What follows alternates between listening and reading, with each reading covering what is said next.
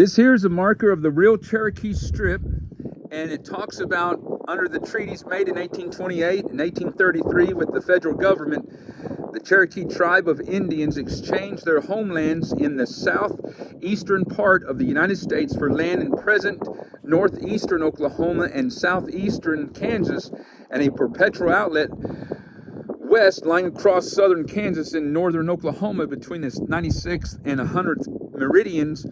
In 1837, the federal government authorized Reverend Isaac McCoy to survey the boundaries of all the Cherokee lands. This survey showed the northern boundary of the Cherokee domain to be the southern edge of the Osage Reserve lands in the territory that became the state of Kansas.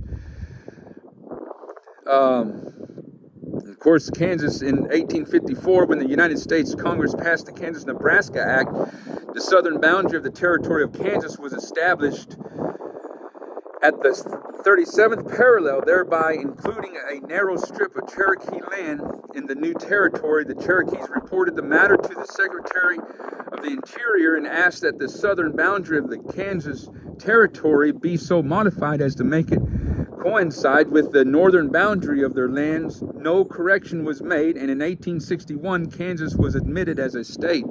Isaac McCoy was the early proponent for Indian removal of the eastern tribes, and he would lead the Potawatomi, the Delaware, and others into Kansas, whereas the popular Trail of Tears further south from the southern states would come into the Indian territory, Oklahoma.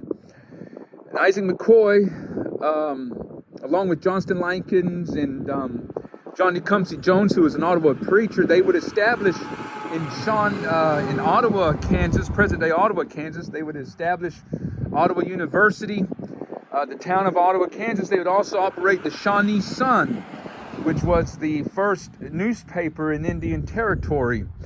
And Isaac McCoy did a lot of translation work, Bible translation work, and so forth.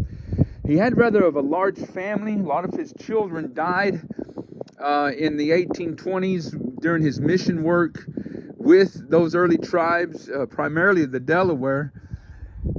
Isaac McCoy was a proponent for Indian removal. In 1827, he wrote the pamphlet, The Practicality of Indian Reform, that would encourage Andrew Jackson in his Indian removal policies. Evan Jones, who was another Baptist minister who was adopted into the Cherokee tribe, did not like Isaac McCoy. He said some very strong words against Isaac McCoy, and a lot of Baptists in Isaac McCoy's day frowned on Isaac McCoy because Isaac McCoy appealed to the government for help in mission work, and the Baptists felt that was going against religious liberty and the having the government stay out of church affairs. So Isaac McCoy would propose this. He laid the groundwork not only for Indian removal, and he also was a surveyor, surveyed the boundary for present-day Kansas and Nebraska.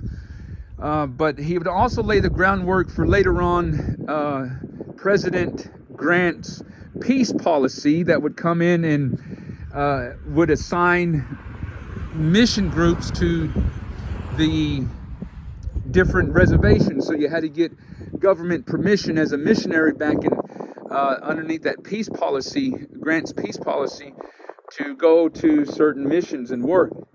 But in spite of all that, God still brought his gospel through.